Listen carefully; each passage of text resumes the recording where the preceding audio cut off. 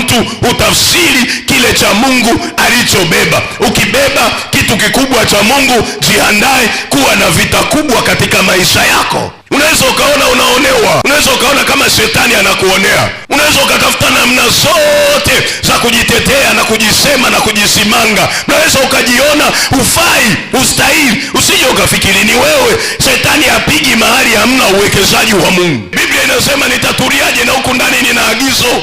Kuna watu wamesemwa kanisani, kuna watu wamesimangwa kanisani, kuna watu wamenenewa maneno mabaya kanisani, kwa sababu watu hawajui kwamba yeye huyo mtu kuwa hivyo sio yeye anapenda, ila kwa sababu kuna cha Mungu ndani yake kinachomfanya akose utulivu. Sasa kama watu hawajaona cha Mungu ndani yako, na kama wewe hujaona cha Mungu ndani yako, ni rahisi kupoteza, kwa sababu kuna vita hutaiweza.